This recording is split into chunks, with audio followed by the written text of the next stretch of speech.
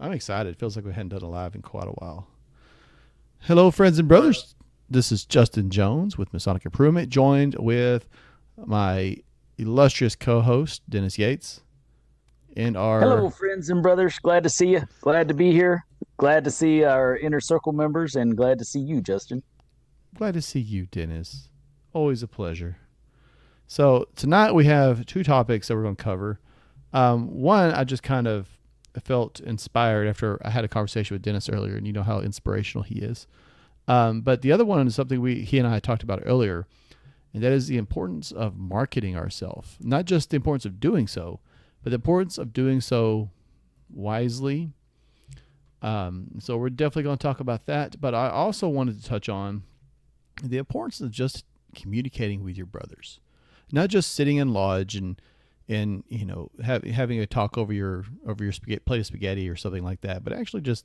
Me and Dennis had a pretty good heart to heart earlier, and when you have those kind of conversations, you kind of...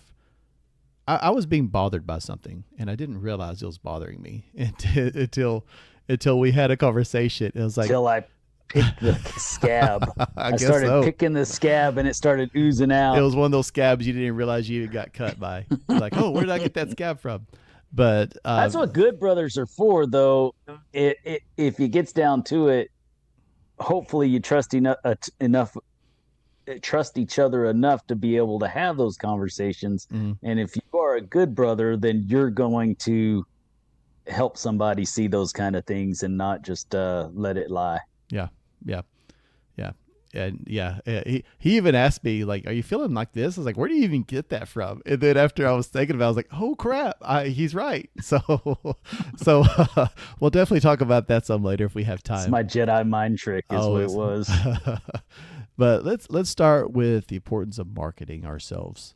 Dennis, you kind of suggest this after our conversation, so I was curious what you initially had in mind. Well, basically, we're in a renaissance. This is true, and there's a lot of young brothers that are excited about this renaissance because we're getting back to the basics of Freemasonry, which is education and self-improvement. Imagine that. Mm, Not just saying that you're better because you've gone through a couple of degrees, but actually trying to focus on being better. But anyways, in this process, we can do all we want to and create all this value that we want to.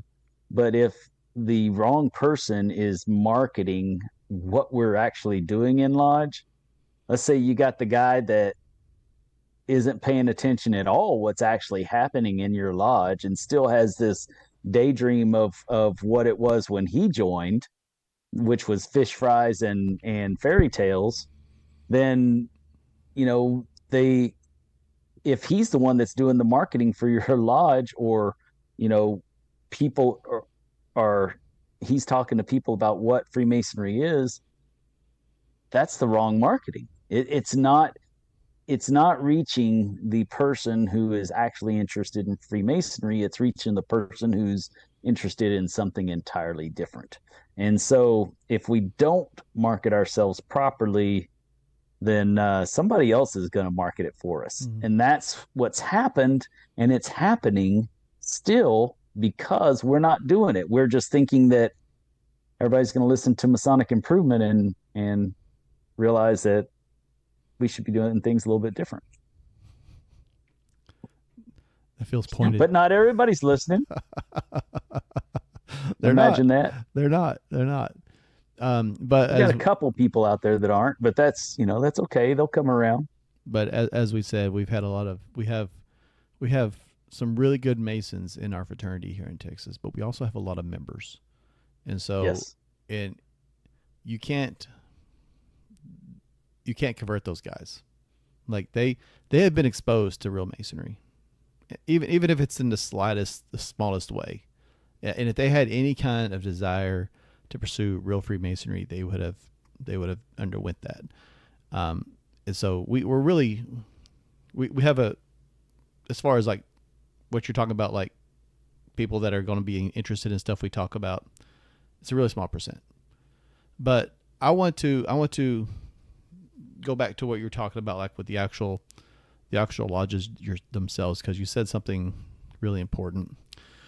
In Daniel could probably have some pretty good insight into this, because I think this is kind of his wheelhouse. But the type of marketing you want to do needs to be geared towards the type of people you want to attract to your fraternity, to your lodge. And so I've heard it several times in many lodges, so I assume we've all heard it, that we have to do something to get out in front of the community. And that usually involves like a fish fry or a scholarship or something like that. And if that's what you want, what you put out is what you attract, right? Talk about if you don't get kind of hermetic about it, what you put out in the universe is what is attracted to you. If you're a jerk to everybody, everyone's gonna be a jerk to you. If you manifestation, manifestation. And so if you put out, hey, look at all these fundraisers we do, you're not going to attract esoteric minded brothers. You're not going to get the next expert on Kabbalah. Well, I saw you were selling fish, and I thought maybe you'd like to. I'd like to hear. That'd be a great place to start a discussion. Yeah, I thought maybe you'd like to learn about the tree of life. No, it's not going to happen. And so, I see you like to sell fish. Would you like to talk about deeper meanings of life? Yes, exactly. Yes. And so, if you are you selling fish, or are you fishers of men? Oh, yeah. Which? Yeah.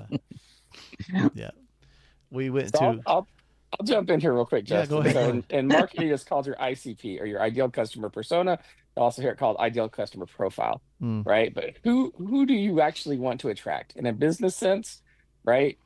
If your main buyers, you need to know who your main buyers are. Like, for example, I work in software with technology companies. A lot of the people that I work with, but it's like, okay, like we're looking at CXOs, right? So what does that X mean? Is it a CMO? Is it a chief marketing officer? Is it a chief information officer?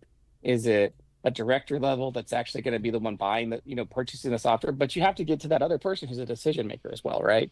And so in our case, right, it's more of a consumer level. But if I'm putting out information about fish fries and scholarships, what do people think I do? I do fish fries and scholarships.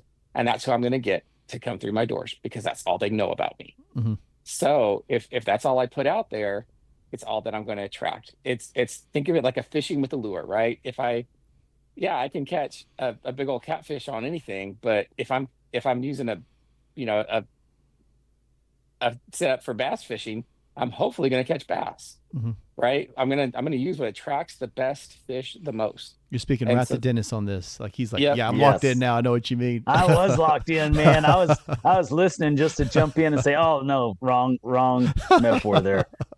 Oh, well, I had to take an extra moment to think just to make sure I got it right. Yes, you did. With our listeners, of course, you definitely do. This is Texas.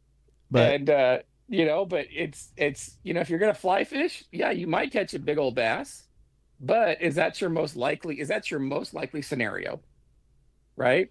If you put a grasshopper on a hook, yes, you're going to catch a fish, but is it the fish that you actually went out there and wanted to catch? That's the question. I like that analogy. Have you defined what you're actually wanting to get? And then are you willing to put energy and effort behind that particular piece and that particular idea? Yeah. And then on top of that, there's all sorts of other layers behind this too, right? But first off is the message. What is the message? Do you have a clear message? And I'll plug the Vanguard here, right? Like it says, do you have one of the requirements is a lodge succession plan, right? A lodge leadership idea plan, right? So do you have these pieces in place that are going to tell you this is what our leadership looks like in our lodge? This is what our overall idea looks of our lodge, right? Because you should have programs around that and pieces in place for that to be able to define that, right? And for some people, that's fish fry masonry, right? That's what their lodge does really well. That's what they like to do. But does that then leave a lot of people out of it because that's not what they do? Well, and if you want somebody who's going to be able to afford to pay high dues and not have to do fish fries, you're not going to catch them with fish fries. The CEO of a company is not going to come down and have a fish fry. That's just not what he's interested in doing. Yeah. Sorry. Yeah. No, and it's true, right? And especially let's just take it to smaller town masonry, right? You've got different bands of economic growth there, of different people, different opportunities. Are you going to get the banker and the lawyer and the doctors in your town if that's what you're doing? And what we want, right? Ultimately, what masonry was built on was different people from different classes coming together and learning and being together, right? But are you even open to that if you're not willing to be open to that? Yeah. That's a big question right there. Are you open to that if you're not doing the things that are going to attract those types of people? Well, for some lodges, That's a big. for Go some ahead. lodges, those fish fries and things like that cut into the actual business of what you're supposed to be doing. I mean, I've sat in lodges where they'll talk 45 minutes about fundraising, and then you want to do a 5-minute presentation. Like, can we push that back? It's like, no, man, Yeah. this is the most important thing. Like, if it's Yeah. like, you should have this first if that's a concern of yours. Like, do this first, and then you could talk all your bull. Like, Yeah, shorten that. I'm doing a presentation tomorrow, as a matter of fact, on getting back to the basics, because we have a whole generation of Masons, and not that they're bad people or anything like that, but they joined Masonry. They joined Masonry. They didn't join Freemasonry. Mhm. And so they joined the fish fry movement, the all the everything that has to do with everything except for learning about the tools that we learned in our degrees, and learning about how we can apply them to better ourselves in not only the lodge setting but in life. And so at some point, if we want to create a movement within our fraternity, we've got to start having the discussions of getting back to the basics of what was Freemasonry originally founded around. It was not founded around that type of behavior. It was founded around education, light, information. And I still kind of stand by what I've said in the past. We've said before, we're always growing, our opinions are always changing, but I'll still stand by, like, if you have some brothers and they're already Masons and that's important to them, sure, you could do your fish fry, right? But that better not be the only, if you want to attract certain type of man, that better not be the only thing you're doing that people are aware of. Yeah, you can have those things, but don't make that the focus of the energy of the lodge. The focus of the energy of the lodge ought to be Freemasonry. Yeah. Now, that could be the focus of their energy, those individuals. The other stuff is a byproduct of what, gets you fired up. When you're excited about being a better person and wanting to do better, then you want to do a fundraiser or something like that. But that should not be the energy of the lodge. That should be an energy of some committee that we don't even worry about. They're going to come up with everything. They're going to decide how everything's going to happen. And then they ask the lodge if that's what the lodge wants to support. Basically is if, like, let's say the Rainbow Girls wanted to come to your lodge and you had a vote for, hey, do we want to let the Rainbow Girls come and use our lodge building because they have shared values with us? Do we want to do that? Sure. Let's put it to a lodge vote. Now let the Rainbow Girls do their thing. We don't have to be involved at all if we don't want to be. Exactly. So if somebody wants to have that fish fry, that's all fine and dandy. But if you're doing it to support the lodge and that's where the energy of the lodge is going, that's not Freemasonry. Yeah, exactly. So we've talked a little bit about what not to market, right? But how do we market the things we want? Because the education's a little bit, it's not as front facing. It's a little bit more behind closed doors. So how do we promote something like that? Well, that would be on our websites, Facebook, and then also person to person. When people get excited about what they're a part of, then they talk. So if you're putting your energy into education in the type of education that's getting people excited, they're going to talk about it in their other vocations. And so the best sales pitch you can give to anyone is person to person, Absolutely. Byron, did you put your hand up? in my opinion. I would Yes. say, oh, go ahead, Byron. Sorry. Um, so I know, and I'm leading the conversation a little bit, but I feel like it is appropriate. We're talking about marketing. We're talking about how to reach out to the prospective Mason, and every now and again, I get somebody who sees my ring or my necklace or the hat I'm wearing, and they're like, "What do you guys really do?" And I'd be interested in hearing what y'all's responses are to that question. I'm happy to respond, but I'll let everybody else have a go first. I'm also happy to respond, and I'll let everybody else go first. No. So you're basically asking for an elevator pitch. Yes, which I love, which is something that was important to Tommy, Tommy Chapman, past grandmaster of twice, not thrice, but twice.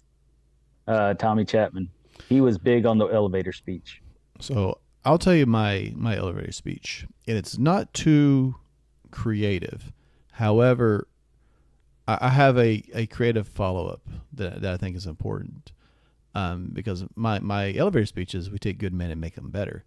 But I've heard asked before. Usually the follow up question is, well, how do you do that? And that's where everybody fumbles. So like, oh well, we sell fish and do scholarships. And it's like, no. How do we take good men and make them better? The rites of passage in association with other men that cause us to level up, that cause us to be better versions of ourselves, something along that line. And I think that's an important distinction, because if you can't tell a stranger how you do it, well, you definitely can't practice that in lodge. Like if you're not even aware of how, you're aware of the what, but you're not aware of the how. You're not aware of the how. If you don't know the how, you can't even practice it. You're not even cognizant of it to actually do it in your own lodge. I'll tell you what I say, and it would probably be scary to a lot of people to say something like this, but I'm capable, and I know everybody in our inner circle is capable of providing it. But Well, keep in mind we're live, so it's right. Okay. Well, it's I tell them, I say straight up, typically Freemasonry helps me to have a conversation with other people so that I can reflect on my shortcomings and build upon those to be able to do more, be more to those around me, those who depend on me. And I learned those conversations that I have are usually over a glass of scotch. But to be honest with you, we don't do that in lodge. We learn more about the certain tools that are symbols for different beliefs and ideas that we should cause reflection on with ourselves so that we can become better people. And ultimately, through that rites of passage, I do bring up rites of passage. Ultimately, through those degrees or rites of passage, then we are able to learn about those tools so that we can have better understanding of ourselves and have that conversation with others. And then I always follow it up with, why do you ask? That's a very next question, because most Masons do not follow up with that question. They wait for them to say something else instead of saying, so why do you ask? Because obviously they've seen the symbol before and they're interested. Mm-hmm. So that's when it's time for us to take the initiative to say, so why do you ask? And what are your interests at that point? Because then the door is open. I like that. And I am not that guy. When I am asked the question, more often than not, I hate to fall back on the old tropes of taking good men and making them better. But the simple truth is, it is what we do. And I'm looking for ways to impart the same message without using those particular words. Well, I typically, sorry, go ahead. Just to reiterate on what I was saying, I may have left it out with all that I said, but I typically tell people it's through education. We were developed through the Enlightenment period, and it's through education that we learn about ourselves. And so for me, it's easy for me to say that because I know that happens in my lodges because I provide that. But for some people, I'm sure it would be a harder topic to say. It would be a harder discussion to have. Go ahead, though. I realized when you said that I had left that part out when I was giving my answer. Yeah, no, it was just, trying to figure out trying to find the right word here. The necessary rhetoric, finding that within my own vocabulary to say what I really want to say without falling back on something that the perspective or the asker has not heard before. I want to try and phrase my response in a way that is going to be unique in their experience. And it's probably going to be unique in my own experience, to tell you the honest truth, because I wind up a lot of times just off the cuff, just trying to come up with something that sounds reasonably sane, not at all cultish, but I'm a Marine, so it's hard. Both are hard. Yeah. I'm not afraid of it sounding. I'm not afraid of it sounding a little bit cultish because what we do is a little bit cultish. Oh, crap! If you want to be, but if you say that, people go, branch Davidian. I knew it. And run the other way. Yeah, now Justin's panicking because I just said that on live. We're live getting show. banned on YouTube. Right. There's somebody out there that's watched like all 3,000 hours of our shows, waiting for something, and now they found it. There it is. Just gave it to him. Thanks a lot, knucklehead. It's okay, Daniel. I live in the crazy. Yeah, right. South Texas. I'm sorry. Go ahead. No, Byron, I'm just listening. I tell you what, I'm the same way you are. The old adage of we make good men and make them better, but I also emphasize that with a couple different things. One is we don't make men better. You got to be a good man first. I can't go pull someone out of the jailhouse that's. Yeah, we don't rehabilitate. Yeah, we can't rehabilitate. So that's number one. Number two is I always followed up with also is, they say, oh, you're a secret society. It's like, no, if we were a secret society, you would have no clue who I was. Right. You wouldn't. I wouldn't be advertising. Exactly. And then the other thing is But we are a society with secrets. We are a society with secrets, yes. That is the secret. And I will always say that. But I thought there was no secrets in Freemasonry. I tell them, there's symbolisms and stuff is the way we learn. Because like I said, most guys are visual learners. So there's a meaning. When they see the square and compass, I'm like, well, there's a meaning for the square. There's a meaning for the compass. There's a meaning for the G. And then so we learn through symbolism because men are simple creatures, and that's the way we learn. And so that's kind of the way I followed up with when somebody asked me about the question. Right on. Okay. No, I love it. It's a great way to go. And the thing that the other one, and that's why I got all excited when somebody said secrets. Secrets. I was reading a thing earlier today. The book is from Chris. What's his last name? Chris Williams. Chris Williams. There is no Texas without Freemasonry. Yep, that's the name of the book. But he goes to a place that I was not anticipating. He was talking about, well, what happened to the secrets? We go through initiation. we go through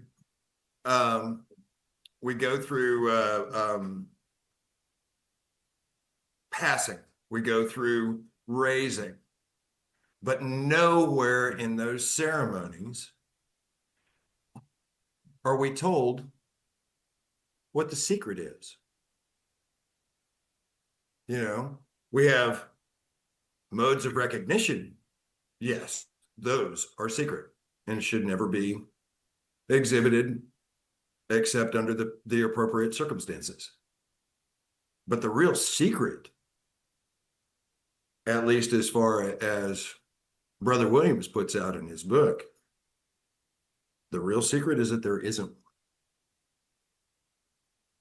And he's old enough to tell a lie. I know, because he's my mentor.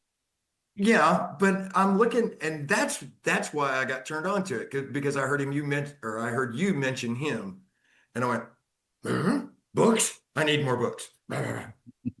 So I got the book. But that really did ring true with me on a couple of different levels.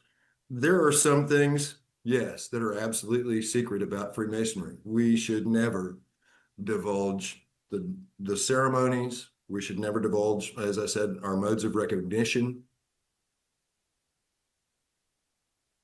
But the secret, the real secret of Freemasonry, is that we do offer a way to take a man who has a good nature, a good heart, a good soul, whatever you want to call it, and we give them opportunities to learn how to become better men, how to be a better father, a better husband, a better brother, a better member of society in general. And that last one, a better member of society in general, I really feel like is what has always been the aim of Freemasonry,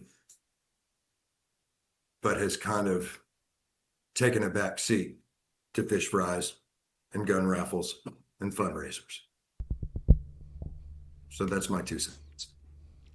Appreciate that. I think now I know that Chris does believe in ultimately that there's no secrets, but that's because he's looking at it from the lens of all of the things that are taught within the craft come from ancient mystery schools and stuff like that. And so it can be found, but it can't all be found in one place, like in Freemasonry. And so it's a lot, and it's also not easily found.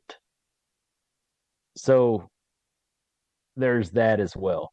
I want to say, I know that Chris believes what he wrote, or he wouldn't have written it.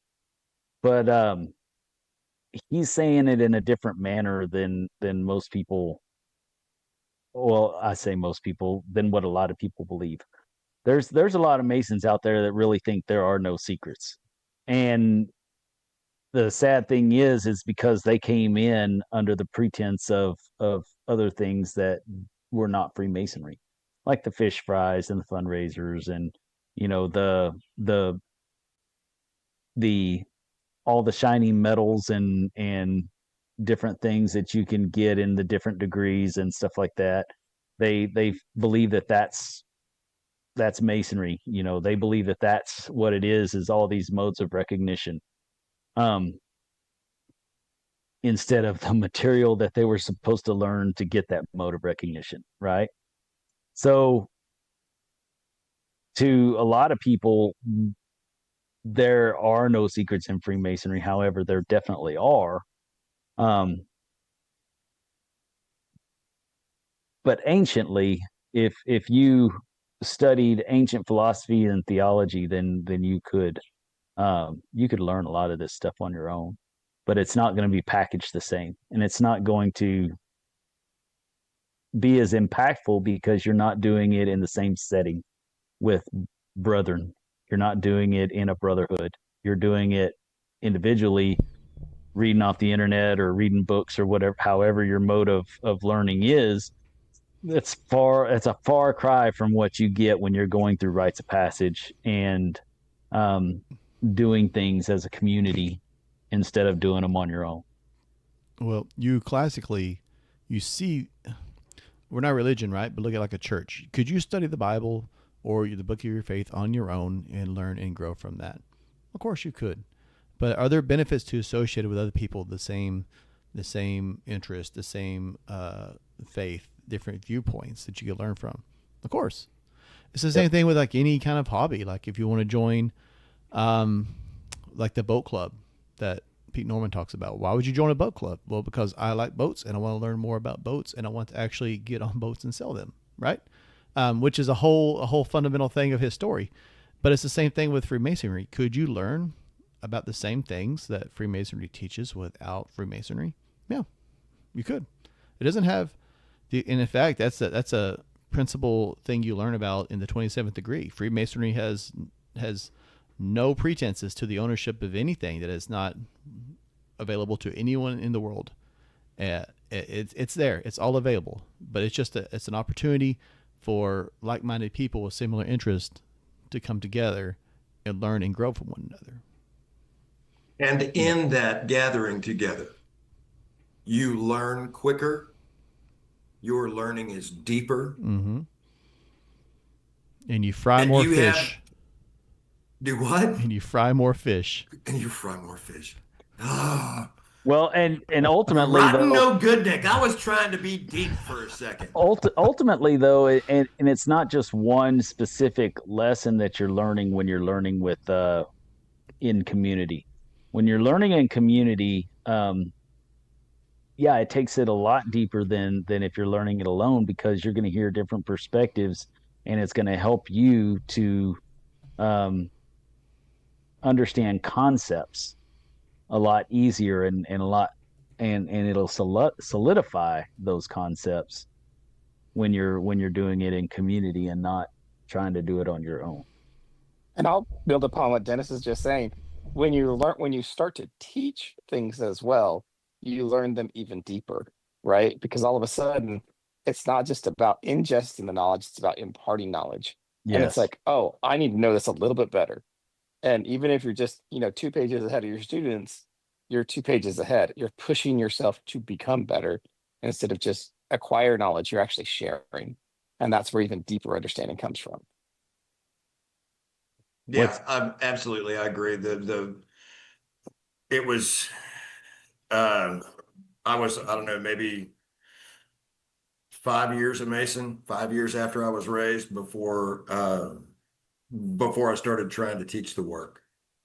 And I had a rather challenging student, a guy who had a dozen TBIs. So his memory wasn't great, but this dude was fired up, man. He was totally fired up and trying with every fiber of his being.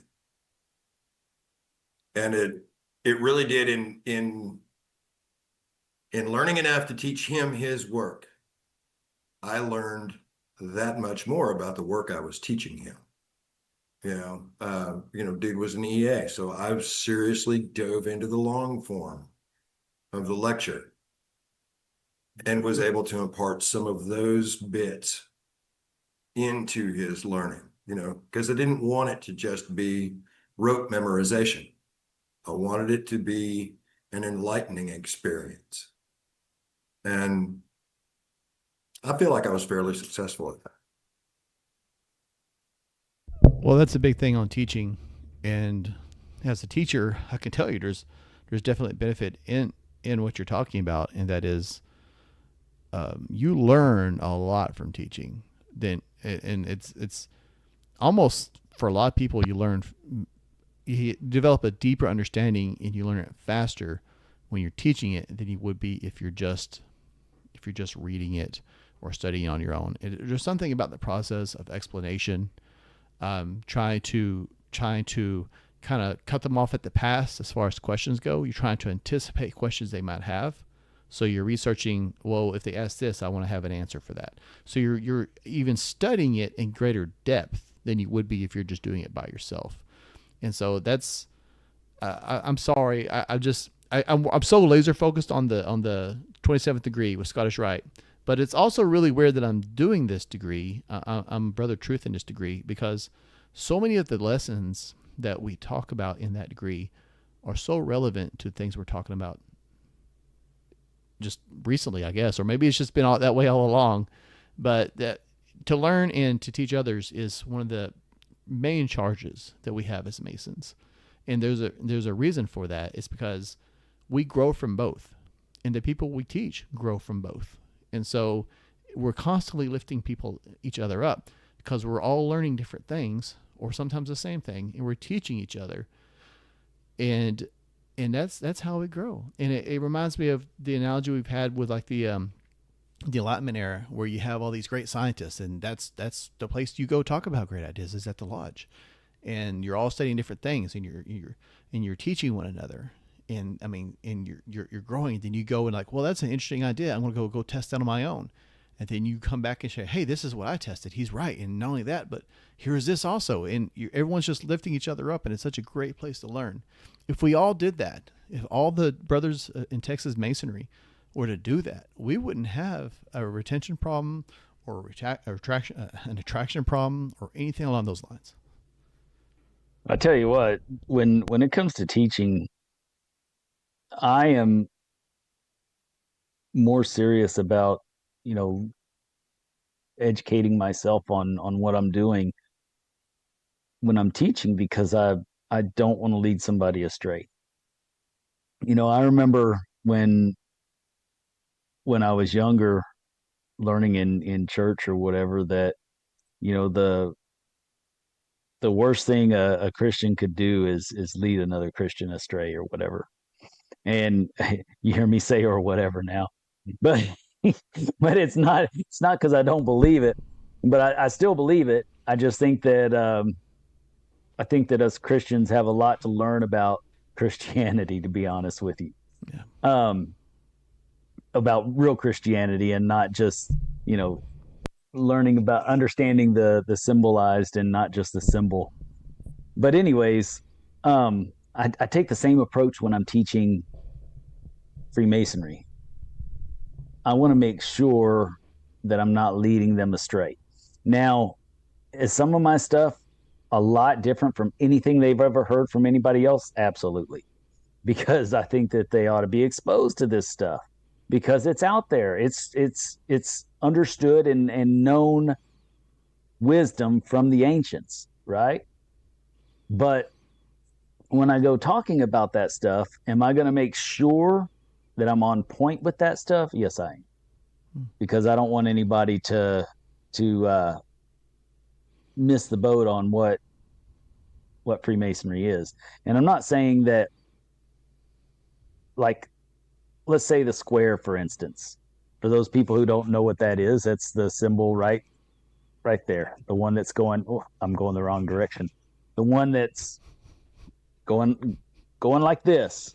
What I always do at the end of so that's the square. So if I'm going to talk about the square, something that I may say is going to will probably be 10 times different than what, or extremely different from what they've ever heard before, because I know they've heard all these other things. And what I say is not the only thing that there is, because I know that all these other things still apply, but there's this added twist down here at the end that they haven't heard and that they need to hear and understand that it also applies. It's not an or situation. It's not an either or situation. It's a if and then. If this and then this. So if we want to get closer to God, you've learned this already. Now it's time to learn a little bit about this as well. And it's going to enhance, or possibly enhance your walk or your journey. Because once you learn this about this symbol, it may be a little bit easier to understand this about this symbol over here rather than trying to put this and this together, because it makes absolutely no sense. But if you knew this about this symbol also, then it would make more sense that it goes with this other symbol over here. I don't know if that made sense. Did it? It made sense to me. Okay, good. I guess if we're in sync. When you're well, that's the thing about symbols is you're not wrong with symbols. What you're doing is you're revealing a new facet of that when you interpret it differently than what is at face value. It's not. That's the beauty about symbols, is they can mean different things to different people, and when you share that, you're shining more light on the meaning of that. You're making that symbol deeper. You're deepening the meaning of it. But it doesn't mean that because one interpretation differs from the other, that either is right or wrong. I mean, that is the beauty of symbolism. Well, it's the beauty of polarity in Hermeticism, right? Mm-hmm. They're two things of the same thing, not different things. Yeah. It's kind of like you've got Republicans and Democrats, and in today's world everybody thinks, well, this one's evil or this one's evil, blah blah blah, and they go back at it. Well, they're just two facets of the same thing, and there's a lot more commonality there than what most people realize. All we hear about is the polar opposites. Mm-hmm. But when we can open our mind to finding the commonalities, then we realize that they're both just different ends of the same political system. It's like you're watching a puppet show and they're fighting back and forth, and everyone's so focused on those puppets they forget there's a puppet master with his hands in both of them. Behind the show. Yes. Like he's the one doing he's everything. Saying all the words. Yeah, exactly. Justin's getting super deep here. Yes, and the big thing is that he's controlling your thoughts in doing it. Yeah. Go ahead, Daniel. I said, we're going to get the tinfoil hat paranoid through here soon. They're coming. Yes. Let's just lean all into that. Let's just get them all wound up. That's just completely. We've talked about the cult. We've talked about politics. Let's just keep on rolling with this one. I'd like to at this point kind of pivot and maybe just summarize a little bit, like a quick summary of the marketing aspect, because I want to get to kind of the second thing we had talked about. We went way past marketing on this one. Yeah, well, we usually do, don't we? But in short, that's why Daniel hadn't been talking. We left his area of expertise a long time ago. No, just kidding. But it's like Daniel's very deep as well, but he doesn't want to jump in on our crazy train. It's like in the episode with Chris Galloway, and he's talking about identifying your ideal master mason. Like, what kind of master mason do you wanting to raise in your lodge? If you haven't seen it, watch the last video that came out prior to the one that came out today. It's really good, and that's what we have to do. We have to identify the kind of mason we want in our lodge, and if we want scholarly men, and if the lure we're casting is going to attract fish fry masons, or raffle guys, or scholarship guys, and that's all exclusively we're going to pull in. We can't look around and say, why are we not having any kind of in-depth conversation in here, right? If you want to attract the doctors and the lawyers and the city councilmen and the high-profile people, not that they have any more or less to contribute than anybody else, but if that's the kind of people you want, if you want to look around and say, historically, that's the kind of people we attracted, why aren't we doing that now? What kind of bait are you putting out? You can't attract quality men with stink bait. You just can't. Yeah. Right. You got to throw Dale Carnegie out there. There you go. Yeah, you're not gonna catch a bass on stink bait, because that stink bait hits the ground. It goes to the bottom. That's where the bottom feeders live. Yeah, and that's what you're attracting, the bottom feeders. Yes. But to the point also, market yourself on Facebook. Market yourself on your website, and what to that end, like if you and have people that know how to answer those questions on the other end of that. Yeah, and platform. And answer the questions in a timely manner. Don't let it go 2-3 weeks. Yeah, we did a whole video on that. Let me see if I can find that real quick. We did a video of that, didn't we, Dennis? On building I don't see it now. It's there somewhere where we're on how to talking about building the platform and the website and all that kind of stuff. Yeah, was that a live we did And that how on? and to answer it properly, to answer it quickly. We talked about it a lot with Kyle. Okay, yeah, but yeah, look up. We hadn't had Kyle on in a while. We ought to do that before or after, right after Grand Lodge or something. Look up a video with Kyle Walkwest, because we talk about it a lot with Kyle. Have someone there that can actually answer, like to Dennis's point or Daniel's point. It doesn't matter if you have a great website, the best website, if you have a great Facebook, if people are reaching out, I mean, you're doing that so people will reach out to you. And if you have no one there for them to actually talk to when they reach out, that's also just a waste of your time. It's a waste of everybody's time. We talked about it a lot with Yeti a long time ago. I feel like it was more recent than that. And it might have been on a live. Berryman. It had to have been a live if it was recently, because we talked about it with Yeti Berryman and also with Kyle. Mm-hmm. And but maybe it might have been Making Masons Not Members, the hidden cost of rushing Freemasonry. Because we had talked about kind of the process I think that's what it was. Where we talked about like what the ideal process would look like. I'm pretty sure that's what it was. And so that came out in August. So check that one out. The next thing I was kind of hoping we could talk about is the importance of Masonic communication with your brothers. And okay, I'm going to communicate with you to stop touching your nose. When the green square is around you, don't touch your nose. Okay, go ahead. So just to kind of give some hindsight, I'm not going to want to detail on this, but I reached out to Dennis earlier today, and I had some things on my mind regarding this channel, and the bottom line is, when I reached out to him, I felt like we weren't making the impact that I was hoping we were. And I didn't really know why I felt that way, but it had been bugging me for about 2 days. And so I reached out to him and was like, hey man, I think we need to talk tonight about, we need to get people to share our content more. Like if they like your video, like they need to be sharing it with people, because now I had statistics and everything. It's like, we're reaching a really small percentage of Texas Freemasons here. Like if we want to move the bar, we got to get this stuff shared. And Dennis is like, I don't remember the exact word you said, but it's like, are you feeling like, we're not, I don't remember the actual term, but it was like, are you feeling like we're not achieving our goal or something like that? And I was like, no, that's not what I'm saying. And then I was like, blah, blah, blah, blah, blah. I went on some other things, and I was talking about, and then I was like, well, maybe we just need to focus on the inner circle, grow the inner circle. Cause I feel like the core of the Masonic improvement movement comes from the inner circle. And he's like, well, I don't remember. We went down this whole rabbit trail, and it's like, this doesn't feel right at all.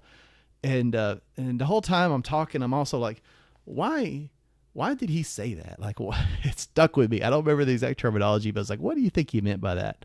And then it really kind of hit me that why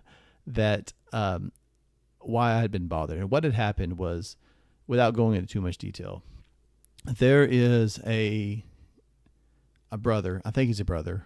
I tried to log into the portal and got myself locked out, so I have to figure out how to fix that tomorrow. But he hasn't been active in like 10 years, and I think he let his membership lapse, but I can't tell now. And he got on Facebook and was slandering another Mason, a very active Mason, and I was like, man, that really bothered me. That I really didn't have high expectations of this guy, but I was like, man, just right off the bat, because I saw the text exchange, and it's like right off the bat of their conversation, he went and just started blasting them, just roasting them on Facebook. It's like, I can't believe that we would do something like that. And as soon as I realized that, I was like, man, that's what this is all about. It has nothing to do with the channel. It just feels like I'm not moving the bar. Thank you, Dennis. It just feels like it felt to me like I wasn't moving the bar because of a very isolated incident that I didn't realize was impacting me in the way it was. And so it really got me thinking, like after I got off the phone with Dennis, is like, that's really the importance of having conversations with your brothers and not just sitting around in the dining hall and just, shooting the bull or anything like that, but actually just sitting down and being able to have like these kind of heart to heart conversations, which is something men don't really expect out of each other. Sometimes they feel uncomfortable having with each other.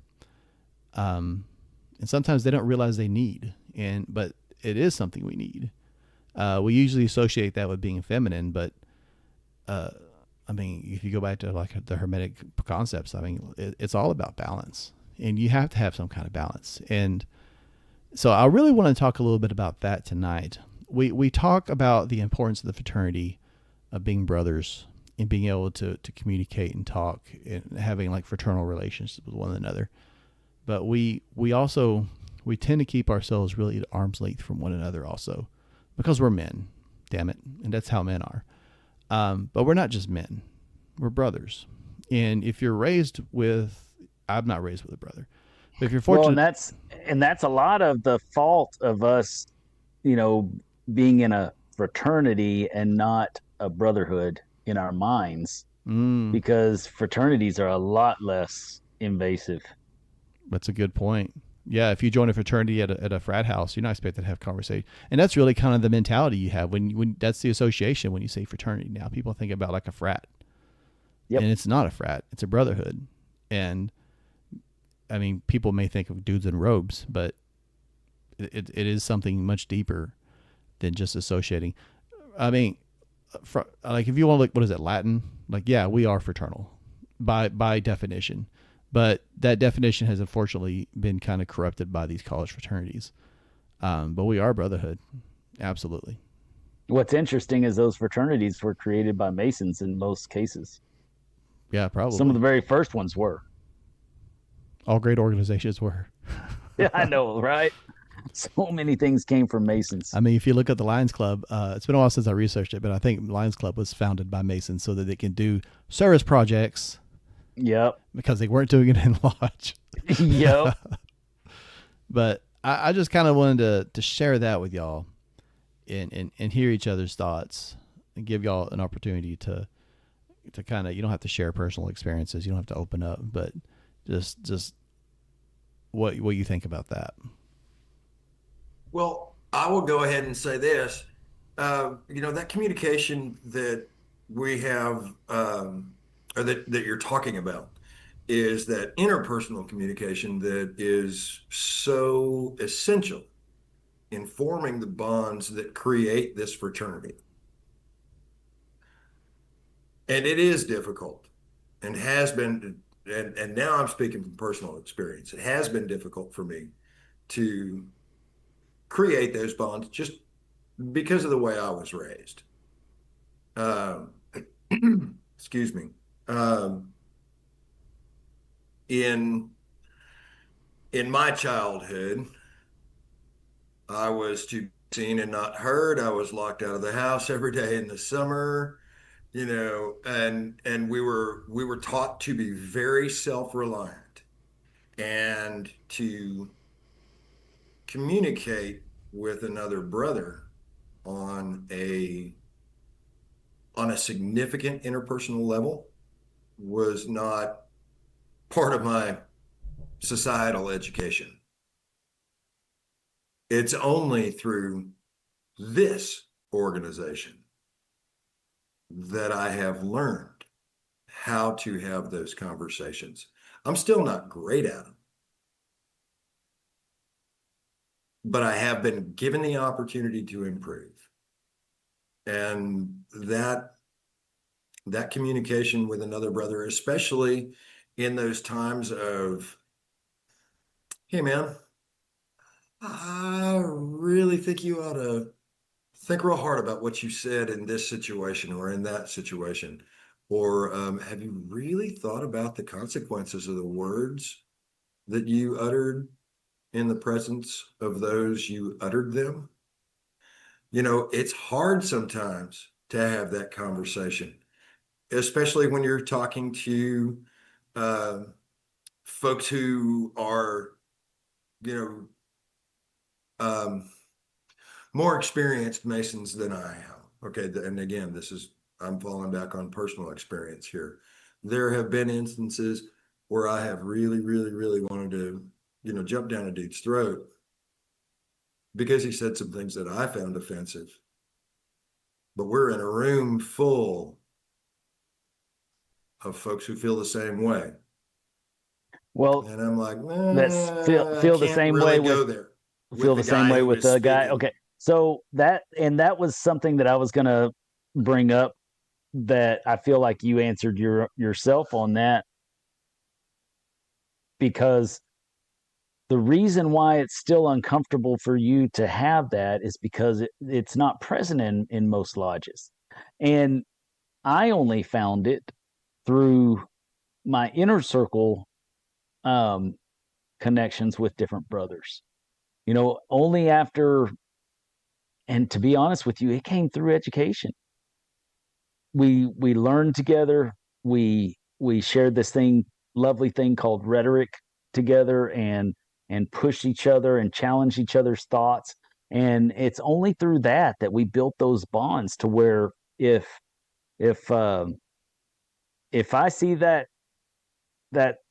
if you see that speck in my eye, I'm not going to tell you to look at the plank in your own. I'm going to take it for what it is, because I know that you care about me, and I'm going to look at that. Whereas, if it was somebody else, then it's going to be, oh no, you should look at the plank in your eye. Well, it's on a different level with some brothers, but I did not get that in any of the lodges that I've been a member of. I've got it with a few brothers in some of those lodges, but not that's not what was cultivated within the lodge. And I think that that's our failure. That's our failure as Masons today, and we need to bring back a better focus on not just education, but education for our combined improvement. I was gonna, damn it, I had a really good reference, and it just escaped me. Dang it, it was a good one too. Okay, well, that's gone now. Well, I'll have to. If I think about it again, I'll jump in and interrupt somebody again. But until then, go ahead, Daniel. I was talking to a friend that I grew up with in our church, and I was speaking to him about Masons. He's like, "Well, what's one thing you like about Masons?" And I said, "It's the men's group I always hoped for. I feel like I can come with many of the members of my lodge, with the brothers here on this conversation, and have deeper level, more understanding with the rhetoric that we're going with, right? There's a deeper level, but also just in the fact that there's a commitment to each other of, hey, if I pick up the phone and I say, hey, I need this, and they're able to do it, they're going to come do it. They're not going to give me some lame excuse. Oh, I've got this or that. I'm busy. It's hey, I know you're actually going to pick up the phone and you're going to pay attention. You're actually going to come and you're actually going to help, which is amazing in and of itself. I know a friend of mine talks about being in the Army and moving to College Station area, not knowing anybody there, and picking up the phone and calling the lodge a lodge in College Station. I won't say the lodge, a lodge in College Station, and getting 6 to 8 men to come help him unload a trailer when he knew no one in College Station. Well, there's only one lodge in College Station, and then one lodge in Bryan. Well, if you talk to Pete Norman, if you talk to Pete Norman, you know that there's one in Bryan and one in College Station. Even though they both meet in College Station. Even though they both meet at the same place, there's only one in Bryan and one in College. Sorry, Daniel. Go ahead. No, I totally screwed up your whole point. But that's it, right? Is that, hey, there is something greater here. There should be something deeper here. It should be a true fraternity in the true sense of the word, which is a brotherhood, right? It is a opportunity to come together and be like, oh, I've got a deeper male connection here than I do with a lot of other guys, whether that be work or somewhere else, right? And I think if we look back at the heyday of Masonry, right, post World War, well, you saw it in post World War I too, and then post World War II, you saw the huge jump. You see a lot of people joining for that brotherhood, for that meaningful male connection, right? Oh, I just had that thought. Is it okay if I jump in? I'm glad I spurred it again for you, Dennis. Yes. So, well, that's something. Now, I agree. I do have that here in Goliad. Brothers here, if you call and they've got a minute, they're going to come help you. If they can, they will, for sure. And it's just about any brother in Goliad Lodge. I can tell you that for sure. We're born and bred that way, and I love that about Goliad.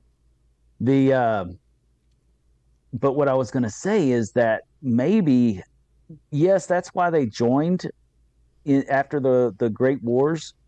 But I also kind of feel like that also could have put us into a superficial state, because there's certain things they didn't want to talk about.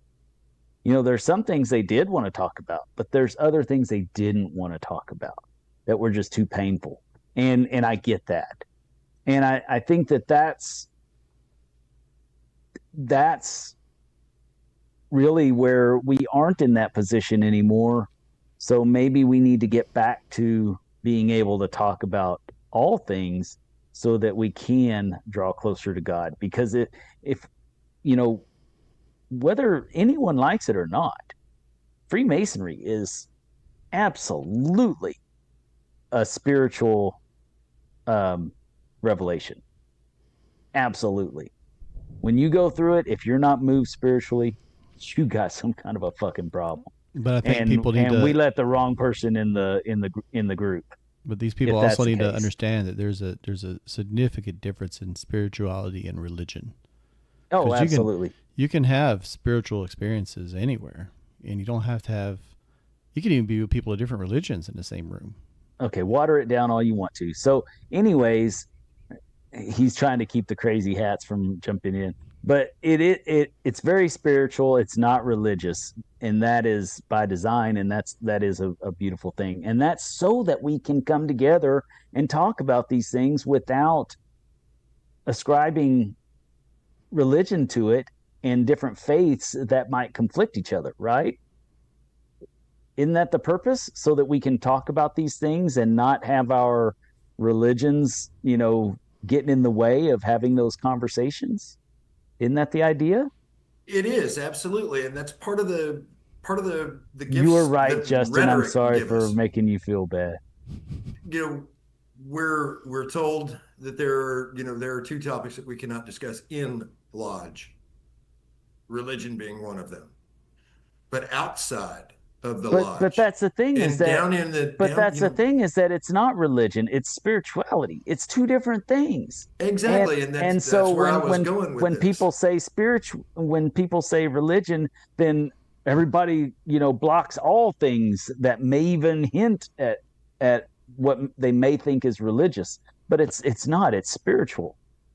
Well, that's why we use terms like the grand architect or the supreme architect, because we're not looking to codify what you must believe to become a Mason. There is only a belief in the immortality of the soul and the existence of a supreme deity. One of the conspiracy theories is you get this comment like, well, you don't pray to God, you pray him to supreme architect or grand master or whatever. Yeah, and God is not the name of God. So like yeah. So yeah, who decided what the name of God was? Yeah. So I mean, you could call God by any name. Bad face. You can call God by any name.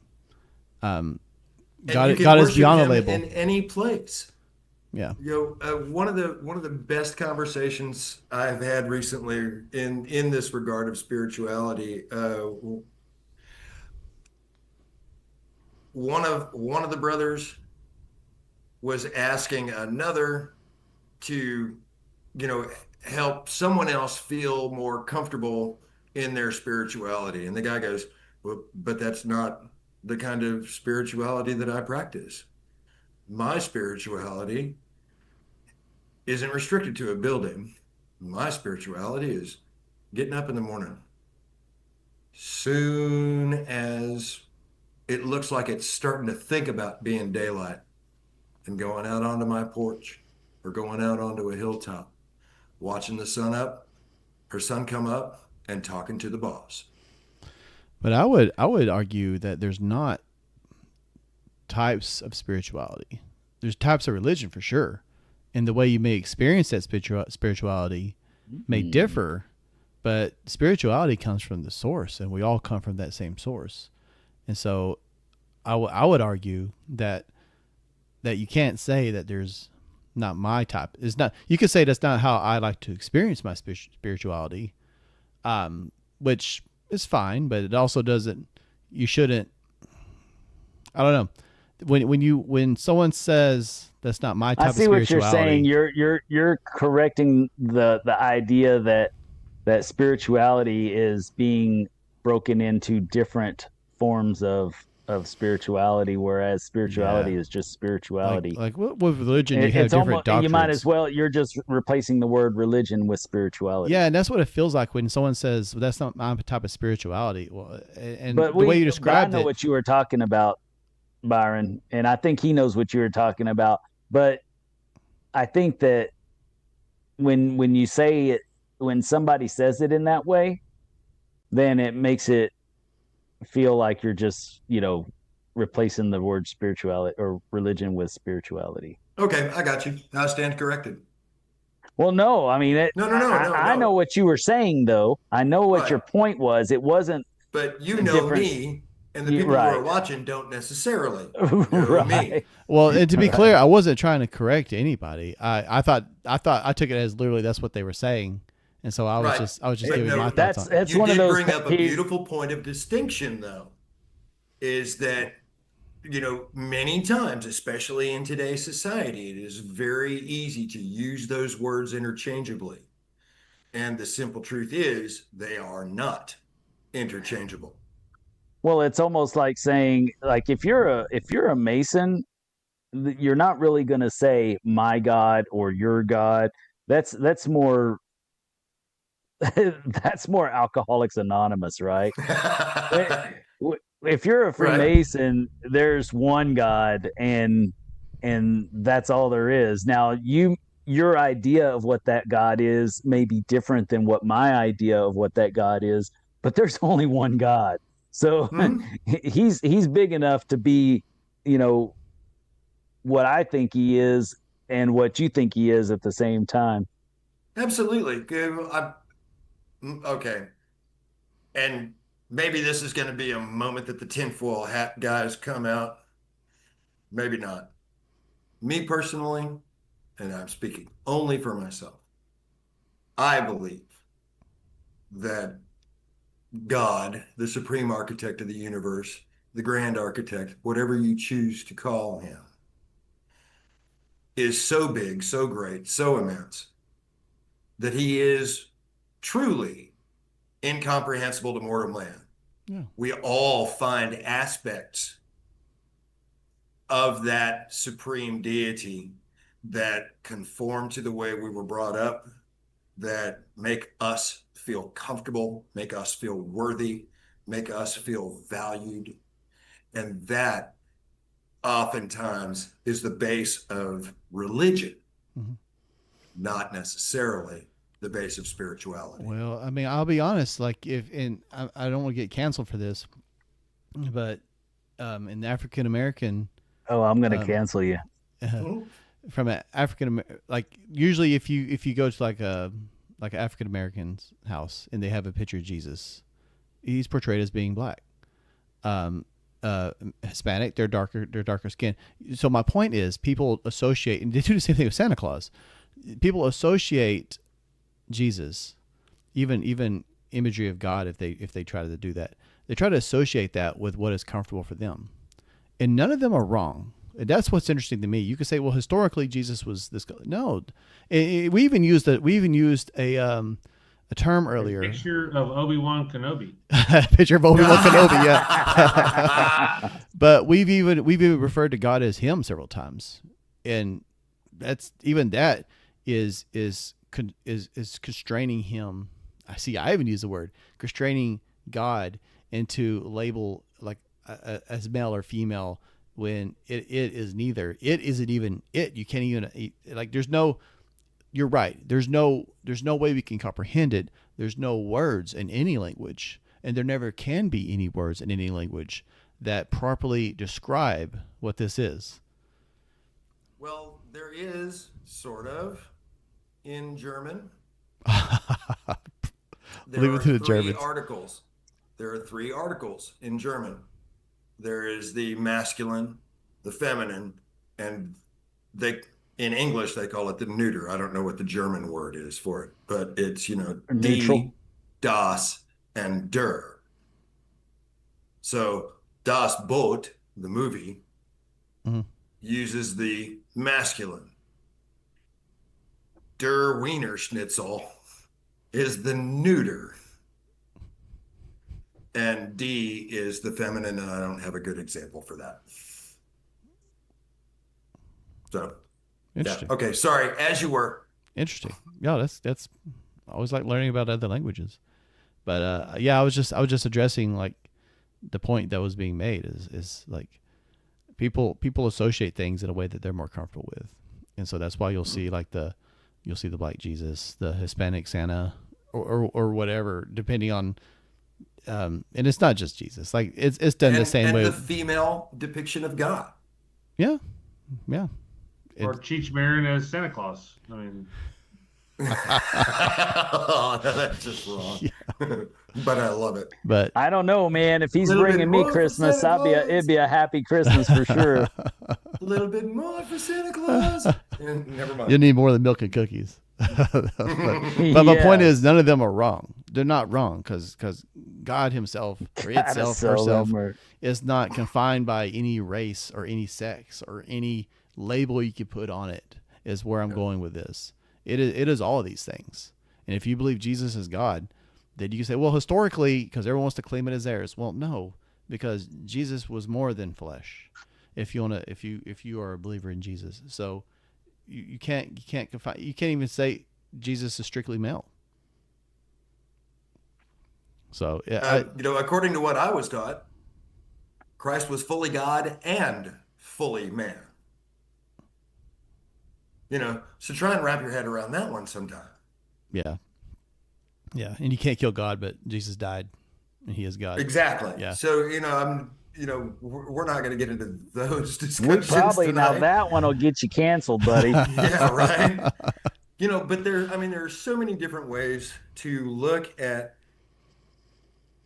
okay, maybe let's back up a little bit. Let's look at the need for spirituality. We need, as individuals, I believe, we need to think of ourselves as part of something greater than ourselves. And spirituality or religion is a way to do those things, both individually and as a group. Religion is the group exercise of being part of something greater. Spirituality is the individual exercise of being part of something greater. I even look at it like there are 3 needs that a man has to have fulfilled. And I'm not talking about your like shelter and things like that. I'm not talking about like Maslow's hierarchy. I'm talking about it's not sex, drugs, and rock and roll? No, maybe for the for the Gen X it is. Yeah, man. But no, it's not Gen X. That is totally Gen Z. Well, let's even make it more fundamental. There's 3 aspects to a human. You have your physical and your mental, but you also have a spiritual side. The trifecta, the three legs of the stool, for example. And if any of those legs get too short, you kind of start to wobble. So that's why it's important to be well-rounded. Physically, take care of yourself, eat healthy, minimally eat healthy. Intellectually, take care of yourself, study, learn, read, share that with other people, teach. But also spiritually, you have to be healthy. And to do that, you could read the book of your faith, meditate, wake up with the sunrise, have like Bible studies or just communicate about spiritual concepts. Like the book study we did where we studied what was it? Kabbalah, not Kabbalah, Kabbalion. Hermeticism. That's spiritual. The Kabbalion. Esoterica. The next one is Esoterica. And that's going to be Has spiritual. everybody gotten your books, by the way? No, I am a terrible person and have not gotten my book, but I'm going to do it this time because I frankly feel totally left out of your. This is a really good Kabbalion one. You really discussion. need to. Yeah, you really need to on this one. It's Esoterica with a K. When are we going to start it? At the end of the month. So you got a little bit of time. Okay. What do you think, Dennis? Yeah. Do we usually do that during the live nights or the Wednesday nights? No, we do it on a live night, but we can do it on a Wednesday night instead if the other brothers can do it. Yeah. So there is a audiobook version of that, and you can buy the book from the Southern Jurisdiction Scottish Rite online store. Yeah, that's where I'd recommend to get it. That way, you get the right one. Yeah. So It can be tricky to get and them if off you a get it Kindle. if you get it on Amazon, man, it's sometimes you see some that are way more expensive than what the actual books are. Oh yeah. They're not published by actual Masons. They're just tried to. Yeah. So looking at either the 29th or maybe the 2nd, we'll iron that out more as we get closer, I suspect. But yeah, so you got about a few weeks to get it and read that chapter, and so that'll be good. But that'll be spiritual also. I think anything esoteric, and I'm not talking about. I saw a lodge in my county talking about their esoteric studies and literally just doing like the memory work. That's not esoteric. But anything esoteric, I think, is spiritual in nature. I think that's one side to it. So that will definitely that'll be good communication. What? So I'm looking it up right now on the Scottish Rite website, and they have a picture of Pike on the link. Mm-hmm. And dang, he's kind of a scary looking dude. They were all Yeah. scary looking back then. Yep. Anybody with any wealth was scary. If you go to the reunions and you try to get into one of the costumes from back in the 1900s, you'll find out that we're all freaking fat, bloated, overweight. There is not a costume in there that's skinny, that's big enough for me. And I'm not a very big guy, but every one of them is tight on me. I it experienced tells that. me that I am very fat. There was a local York ride, and they had a whole bunch of old commandery jackets, and I tried them on, Yes. and I was like, Oh "What my was wrong with gosh. these guys? Like, why Were are they you so able skinny?" to get one around your arm? I mean, some of No. those were just, yeah. I mean, it's crazy. It's like almost feminine skinny. Mm. Okay, so now They were almost vegan skinny. That's sure. pretty bad. Malnourished, something I don't know. Yes, exactly. Yeah. There went some of our audience. All those Dust Bowl, Right. all those Dust Bowl era uniforms for some reason were really small. Okay, Right. I'm gonna go off on a little bit of a tangent here, if I may. It's pronounced Sure. Tanjay. Tangent. Tangent. Sorry, it's a French word, I'm sure. The porch in the middle chamber, is that something that we might consider doing something Sure. with I've later? got that book as well. And Well, it's been in my wanted list for a long time, but I haven't picked it up yet.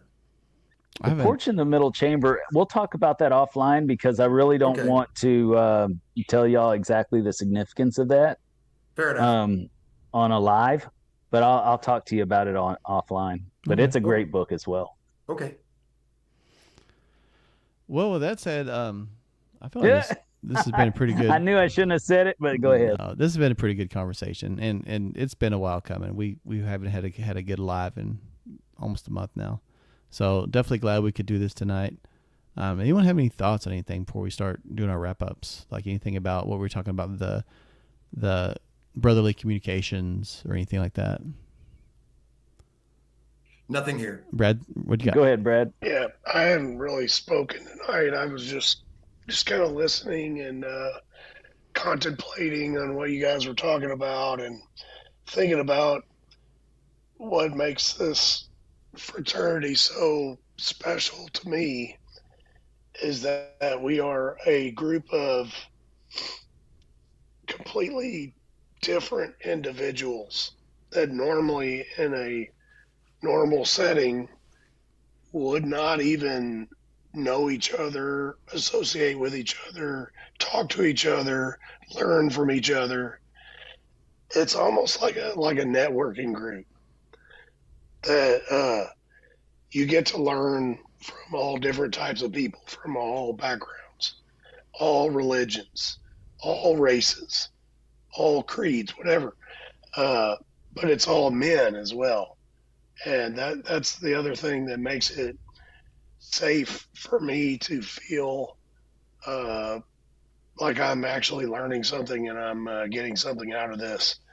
Uh, me personally, I am a Christian and I do have a personal relationship with God through Jesus Christ. And there are people in the chat talking about he's the way and the truth and the life. For me, that's true. Yeah. But for another brother, it may not be. And that's okay. Like, he may be a Muslim, he may be a Jewish guy, whatever. Like, but he's still a Mason and he's my brother, and I can learn something from him. And that to me is what makes this thing so special. Yeah. So yeah, and I know that's all I wanted to say. I see what you're talking about. Like in comments, you always get them right, but like anything about Jesus, there's no spirituality without Jesus. Well, I mean, I think there are millions of people that would disagree with that, and I think the entire Old Testament kind of disagrees with that. But like I said, you do you. If that's what you believe, that's fine. Believe it. I mean, but don't also force your beliefs on other people. Yeah, that's pretty dogmatic. Yeah. And that's and that was the idea that pushed Christianity around the world. And now we're at a point to where, okay, everybody knows the story of Jesus, or most people know the story of Jesus. If somebody wants to convert to Christianity, more power to them. Mm-hmm. The resources are out there. I mean, hell, we can get internet through satellite now to some of the most remote parts of the world. Jesus is available to that person. It's not like we need to do a crusade to force Jesus on anybody, and maybe that's not even the right word. An inquisition. We don't need another inquisition to push Jesus onto somebody. But I appreciate how Brad feels, and Brad and I are dear friends, and I'm not afraid to say it on the live. I love you, Brad, and I would never want to say anything to hurt you or our relationship over religion or spirituality or whatever. And I personally believe in Jesus. I just don't believe it the same way some people do. I believe that, too many Christians out there, they worship the symbol and not the symbolized, instead of. Well, they follow the dogmas Jesus preached against. Right. So it was more, well, and not only that, but just following the person himself. So everything evolves around Jesus for their salvation, instead of doing good things, doing all the things that he told us to do, and all the ways that he wanted us to walk, and all that, where I know Brad walks it. I know he does. I've seen it. I've witnessed it. So I know he has that personal relationship. Whereas I think some other people might have different interpretation. It's funny how you've got Buddhists, Muslim, and 500 different sects of Christianity, and and not to make light of it, but it's kind of funny how you've got a couple of different styles of Islam. You've got a couple of different styles of Buddhism or Hinduism or whatever, but then you've got 500 denominations of Christianity, And why is that? Because they all believe in different things on what Jesus, each one knows better than came the to other. earth. Yeah, and everybody on what knows Jesus better meant than when each he other. said this. Yeah. But anyways, this Yeah. I shouldn't have gone overboard No, with that. it's actually it can be a very enlightening conversation to have, but there's almost no way to have that conversation without it becoming somewhat contentious. Well, that's our next video. Our next video is going to be who was Jesus, and we're just going to make everybody angry. Yeah, that'll get us views. But, Right. you know, and that's one of those conversation stoppers also. You can't have the conversation between two people when somebody says, well, this is the dogma. This is the only way that you can believe. And so it kind of, wow, 45,000 globally. Cow. That's crazy.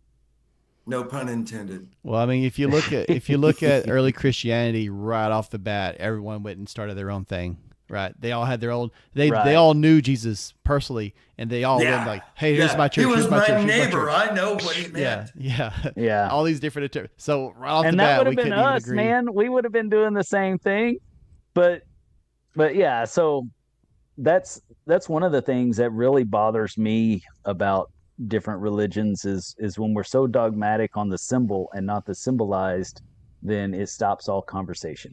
Mm-hmm. And you know, I think that this show. Go ahead, Josh. I said that was from the Google.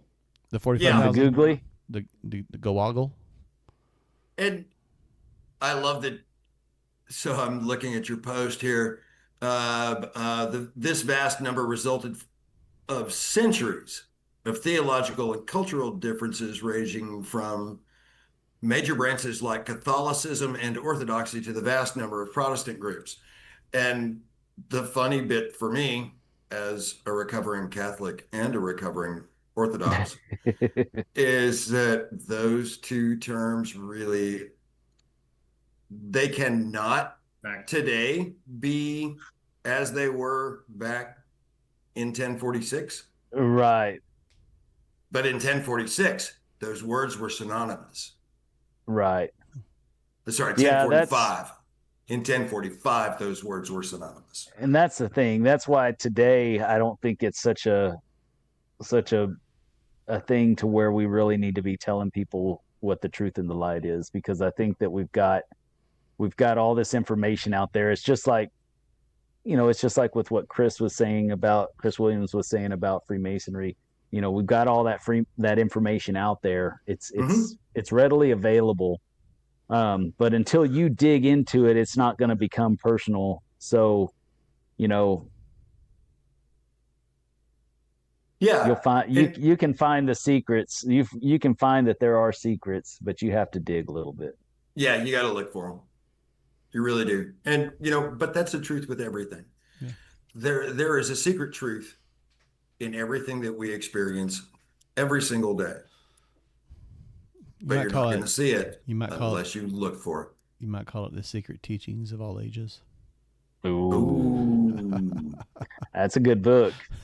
And some of those, they're very wordy and it's very out there, but it's a good book. I would love to do a book study on that, but that would be like a year-long book study. Oh my gosh, that would be a 2-year-long book study. I have not heard of this book. So really? Another Google search I got to do. We've been doing that one on Here you go, Brian, our Scottish Rite Club or our Scottish Rite page.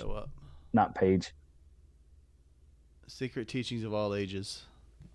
Okay, I'll look it up. It is a tomb, dude. Look at that. That is. It's the online CME class, but bigger. Yeah. It's the online CME class for our Scottish Rite Valley.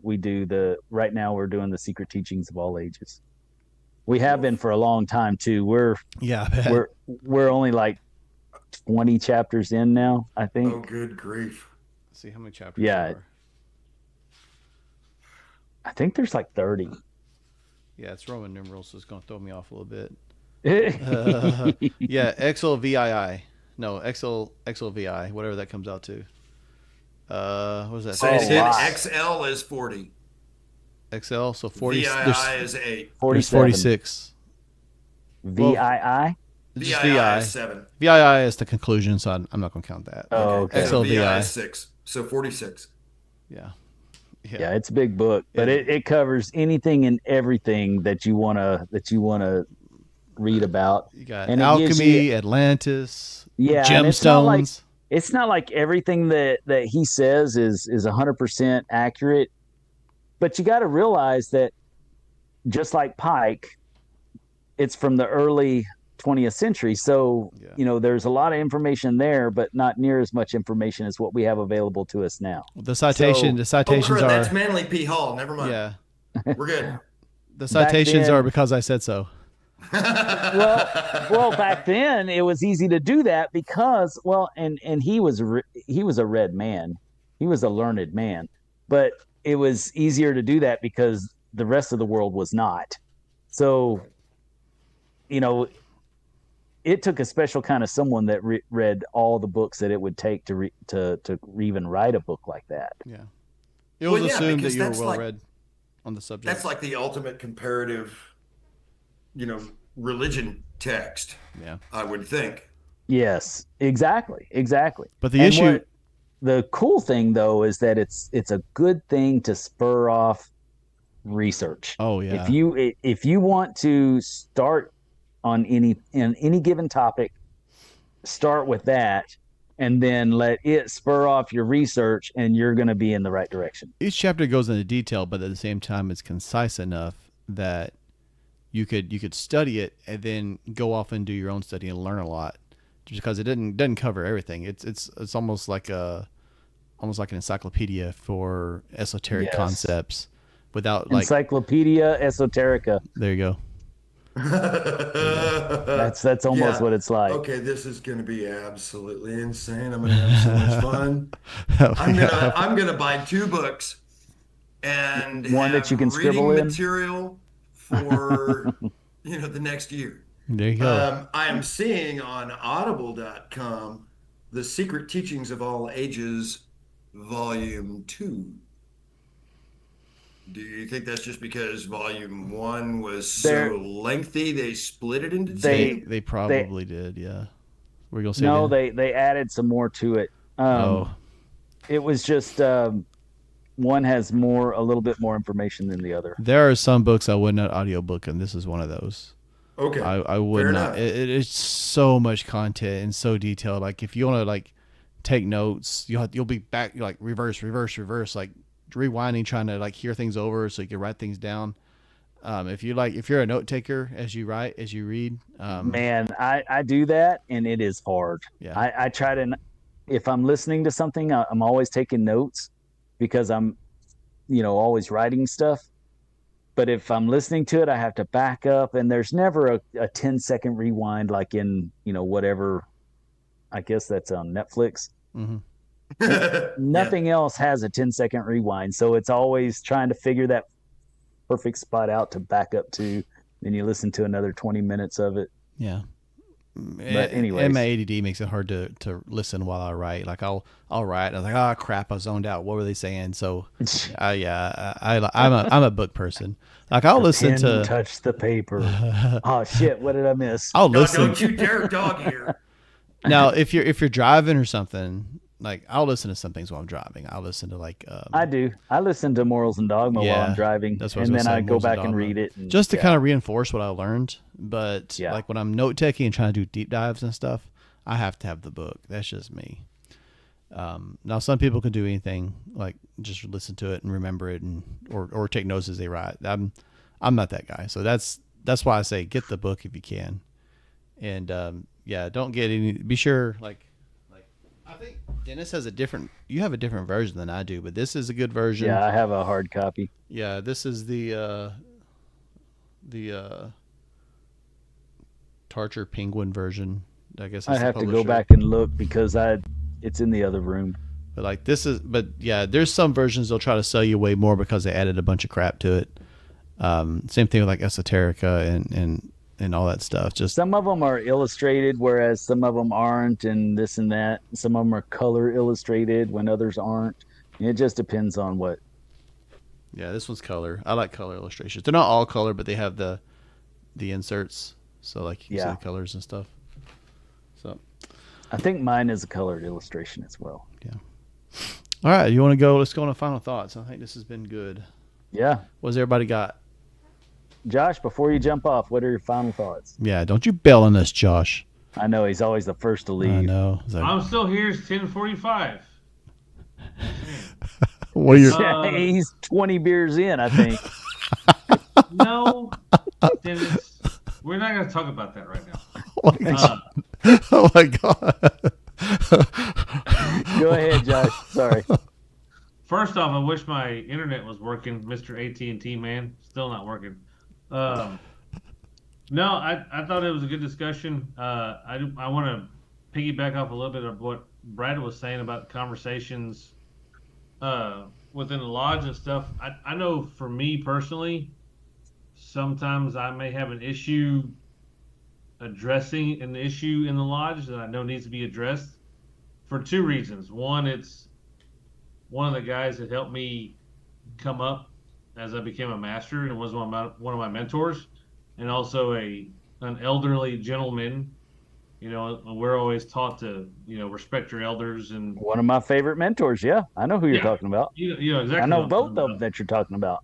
You probably know all of them that I'm talking about. Yep. So it's to the point of, when you correct them, and it's like, this is not really what we should be doing.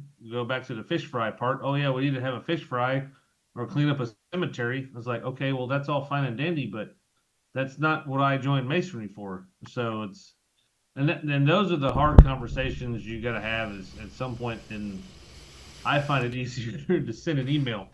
Here, and we'll go from there. But I get where, sometimes those conversations are hard to have with some of those brothers, but sometimes they need to be had. So yeah, especially when they're older and they've been doing it longer than you have. Yeah, I know what you mean. Especially when one of them taught you all your work. So yeah, that's even worse. Agreed. So it's definitely, especially as a man, it's hard to have some of those conversations, but sometimes they got to be had. Yeah, I agree. Daniel, you've been awfully quiet. You got any thoughts? I know since I jumped in on him that first conversation, he shut up the rest of the night. Now I feel like an asshole. All good. I had to go get my tinfoil hat to make sure I was wrapped in tinfoil correctly. No, I'll just say it again, right? I think the biggest thing, there's two things is number one, we do attract what we put out, right? If we're putting out fish fries and charity and things like that, is that really what we do? And if it is, that's okay. But is that what you joined for? Is that what the future of Masonry looks like? Is that what Masonry and the Enlightenment was? Right? You have to define it, and you have to say, this is what I'm about. And then you have to understand it and be able to communicate it and share it with other people and attract those people that you want in your circle and that you want to be part of, and then go forward from there. Right? And then on top of that, you have to have a space where you can communicate with those people, communicate those ideas, communicate what you want to share, how you want to share it. This is what we're going to talk about. This is what we're going to study. This is what we're going to do. And you find those people and you do that together. And then that's what builds the brotherhood that you want moving forward. Right. And I think that's the biggest thing. That's the biggest takeaway is, yes, Freemasonry is not here to save your soul. Right. We have our religion for that. I'm grateful for my belief in my personal Savior, Jesus Christ. But at the same time, that's not what I come to Freemasonry for. I come here for something different. I come here to expand my knowledge, to expand my understanding of the world around me and my friends and brothers that I have. And I'm glad and grateful for that as well. And those are my final thoughts tonight. And no, Dennis, you did not offend me. I just didn't have much to add to the tinfoil conversation tonight. Well, thank you for sharing. Notice he calls my talks about Jesus tinfoil. Oh no, you throw some. That's not the tinfoil. His personal savior. You're putting words in my mouth, Dennis. You're putting words in my mouth. Don't hear what I'm not saying. I always do. That's why I have my tinfoil. And I love you, my brother. I love you. I know. I appreciate you. I love you right back. And no, it's all good. He'll need It's a all tinfoil good. hoodie So- by the time he's done. You don't know Right. how bad I want to Actually, run I need a inside full, real quick and foil make me set a of armor. tinfoil hat. Yeah, tinfoil armor. There you go. Brad, you got anything? Yeah, just the kind of what Daniel was talking about, whatever you're putting out, your lodge is putting out. So that's what you attract. I just tonight, and I was kind of working on it tonight while I was listening, but got our website back up and going. We had a guy that built a website for our lodge, and he would not relinquish any control over it. And then he left the lodge, and now we have no website. So we let it lapse, and then I was able to get the same domain or whatever. But now I've recreated it, and I've already given all the information to the secretary and the worshipful master. Said, here you go. Here is, everything you need to get on here. It costs like $58, and then next year it's going to cost probably $120 or $130. But it's a real simple deal. But anyway, on the website, I'm putting in, hey, we do weekly education meetings and ritual practice and all that. And this is the times we meet and all that. So I'm trying to really put that out there. But also that we do, pick up trash for Adopt Highway, and we do give money to the high school kids, and but we're just so much more than that. I also put that vision and mission statement on our About Us page, and Dennis helped me come up with that. Actually, I gave him kind of a rough draft of, hey, this is what we're thinking, and then you took it and put it in more elegant words, and really appreciate that, brother. It's very wise to put it front facing like that. I like that a lot. It's a great idea. Yeah. Very good. Always happy to help. Always happy to help. Byron, do you have any final thoughts? Yeah, actually, just a couple. Certainly I want to reiterate everything that's already been said, but I also want to bring up a couple of things that maybe were not said. Maybe those guys who are watching this tonight, tomorrow, whenever they do see it, Daniel spoke about figuring out what kind of Mason do you want to recruit? Well, it's a great and no, let me back up. It's difficult to put that into simple terms that are going to be relevant to the local lodge. So my words are going to be to the local lodges. Y'all figure that out. Are you just trying to get numbers in the door? Or are you going to try and recruit an honest to God Mason? A man who is not only going to find a way to improve himself through the act, the physical, intellectual, spiritual acts of being a Mason, but somebody who is going to be a welcome addition to your lodge. Figure those things out and make that happen at the local level, because that's where all of this really starts. This grassroots effort that you guys have started here on Masonic Improvement is not at the Grand Lodge level. It's never going to happen at the Grand Lodge level, but it will happen at the local level. That's where it truly matters. It's like, everybody talks about, we got to elect this person and that person to president or whatever, but nobody votes in the school board elections. Nobody votes for the county commissioners. Nobody votes for city council and mayor. Those are the ones that matter. Those are the ones that affect you directly. Same thing with the local lodge. Figure out who those men are that you want to elect. not only to be your officers, but to receive the mysteries of our degrees. That is my 2 cents. Thank you for sharing. I'm putting together a talk for my lodge, because we had it was never in the rules or regulations. It wasn't at that point yet, but we had an agreement that we were going to have a certain process before people got petitions, before they joined. And about last year, we had quite a few people interested at the same time. One was the grandson of a Mason. Another one was a friend of a Mason. And the other one is the brother-in-law of a Mason. And so they all got kind of fast-tracked in, and now only one of them is actually attending. We had another guy around the same time that wasn't related to anybody, and we made him wait about 5 months before he got a petition. He's the only one that's really showing any real promise. And so I was going to put together a presentation, really just reinforcing the importance. Like, hey, this is why we need to wait, because we rush these guys. And I may have put it more elegantly than that, but also in context of what has been said tonight, I want to also add, like, hey, we have to be mindful that that whatever we put out is what we get in. And so if the only face of Freemasonry that people see is us selling barbecue on the side of the road, they're just going to think we're a restaurant, right? They're going to think that's all we do is service projects. I mean, if we do a scholarship once a year and that's the only thing they see, they're going to think that's all we do. But we do have a lot of education.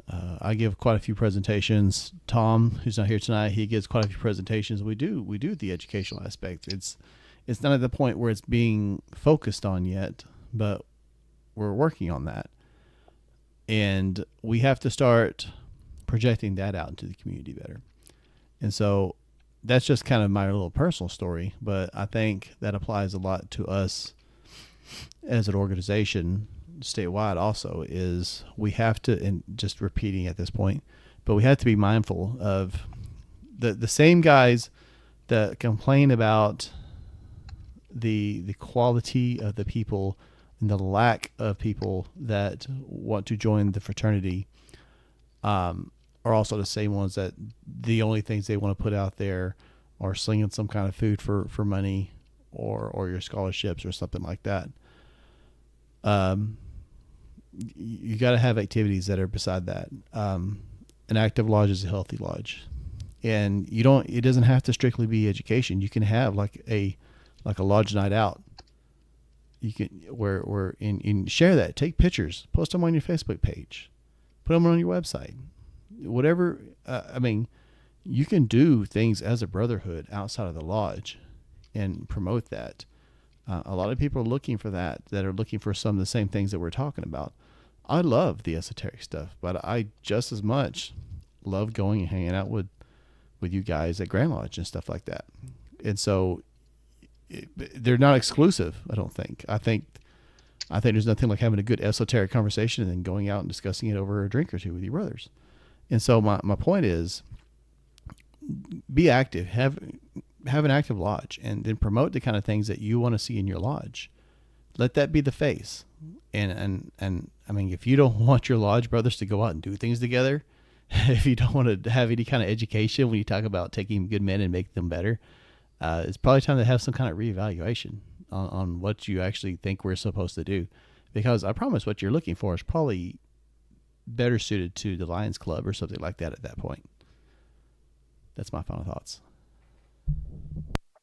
Well, I'd like to wrap it up by saying, be the change you want to see.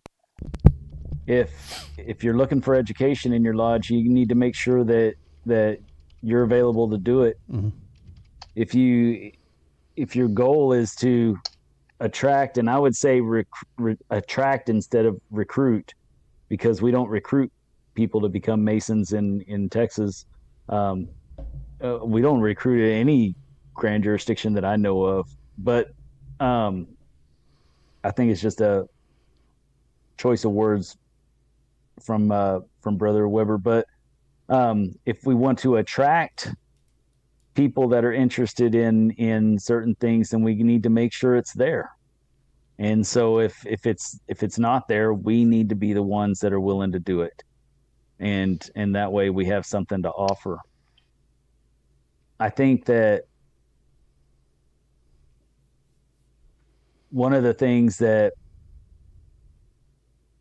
we talked about, or I talked about earlier, was that if you want people that can afford your lodge, afford the maintenance and upkeep of your lodge without having the fish fries and stuff like that, then you need to do things that are going to attract those kind of people, which we didn't even mention really to any degree tonight, which would be stuff like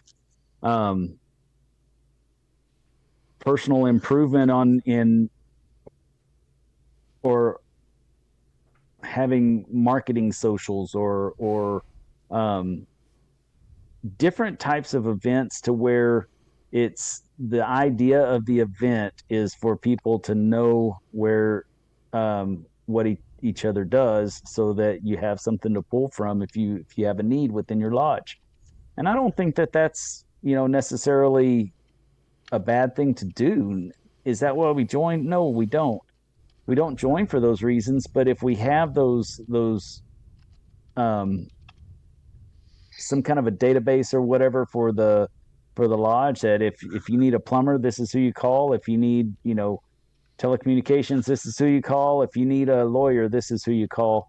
Even if it's just for references, not everybody wants to be the guy to work on everybody's stuff, right? Especially the plumber. I mean, he doesn't want to be, having to deal with everybody's crap all the time. Literally. And so, I don't know, do something that's going to entice the type of person that you want. Have different social gatherings that include a higher level of sophistication to it, instead of the fish fries.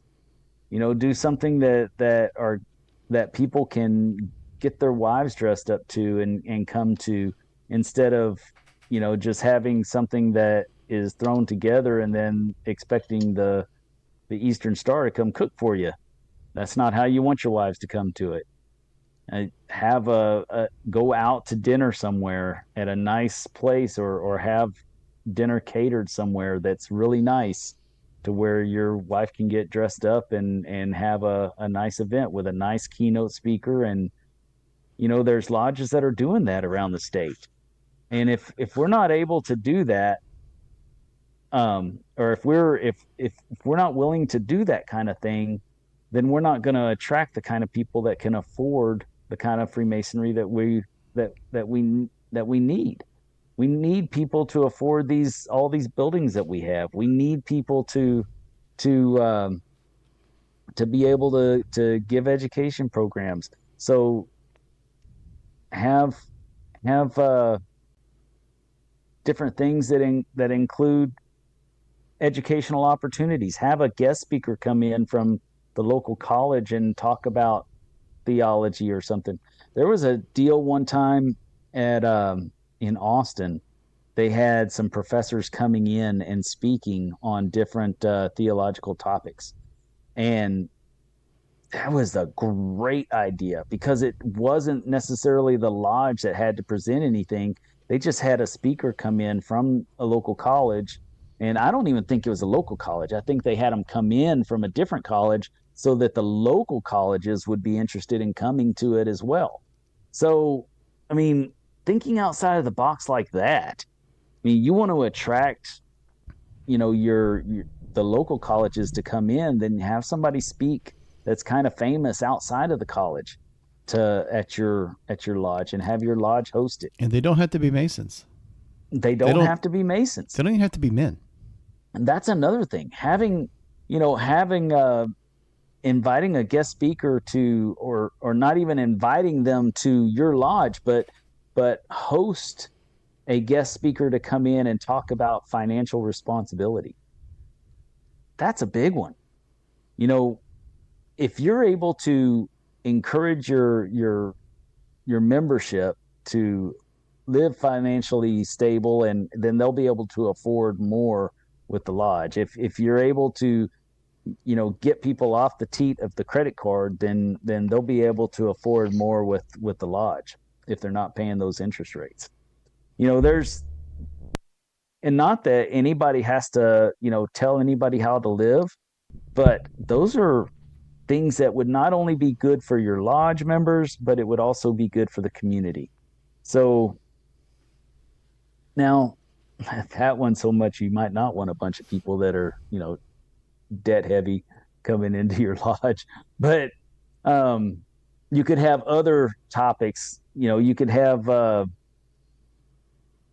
don't know, have your local DPS officer come in and talk about, the different goings on in public safety in today.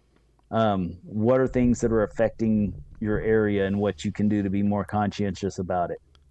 So turn your lodge into a place of learning, basically. Yeah. Invite your local congressman or senator or state representative in to have a discussion about the things that interest you in your area. Invite them in for a question answer kind of a thing, like a town hall for your local area. That doesn't always happen in these smaller towns. So why not be the lodge that supports that and gets that person to come in and talk to your town? There's all kinds of different things that we can do to promote the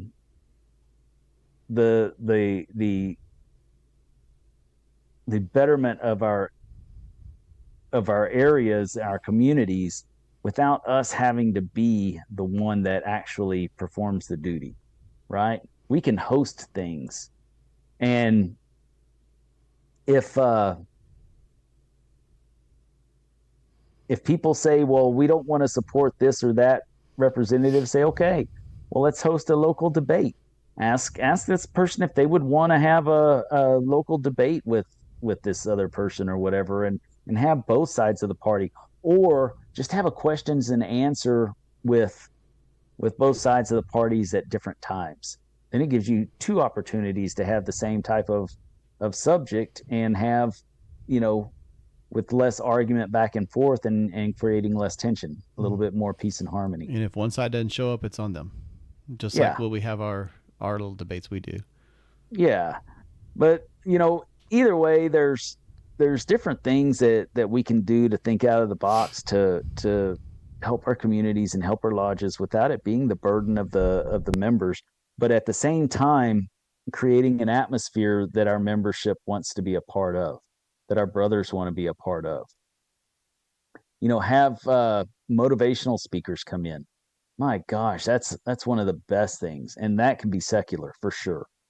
Have motivational speakers come in and talk to the members of your lodge, and invite your community in as well. I mean, what a better opportunity to see who your shakers and movers are in the community than having a motivational speaker come in, because the shakers and movers will be interested in that. Maybe even the local communities, not just your community. Like right. These rural communities, like if you want to pull movers and shakers from the county, do that, because they'll all come to it. Right. So, there's different ways to think outside of the box to bring value to your lodge, to not only bring value to the membership, but also to be a better value proposition for people who you might want to attract to the lodge. I don't know, man. I think that we always, and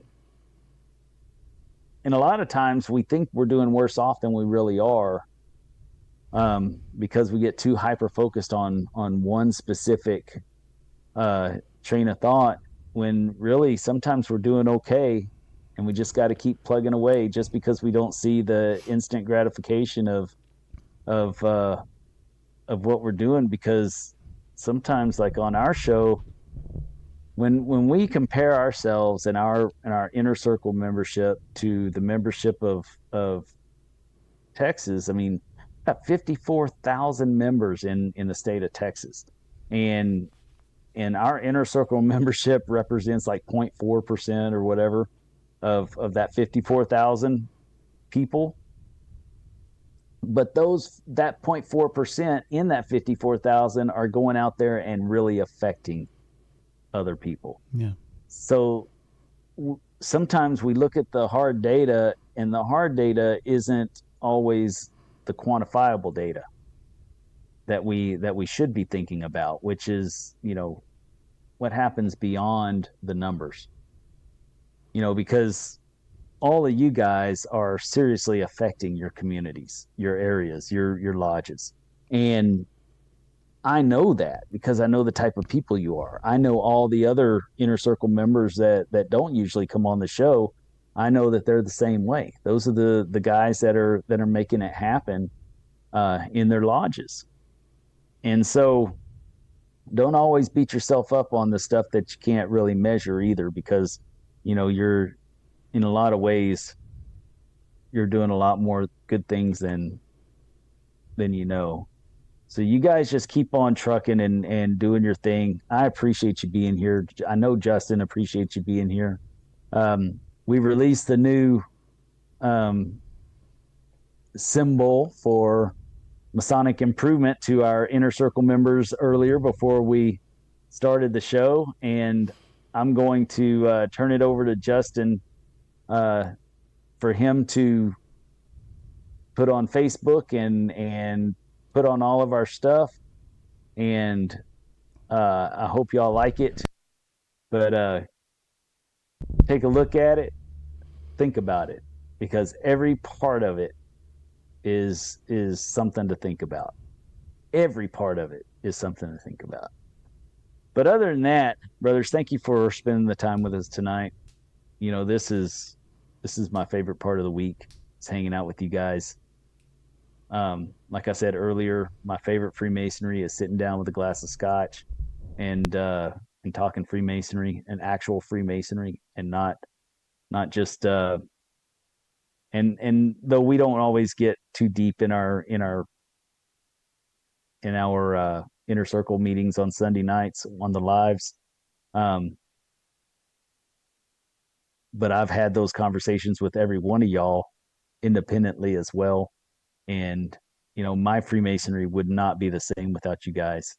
And it wouldn't be the same without, you listeners out there either, you watchers and listeners, you shakers and movers that are out there doing what you do.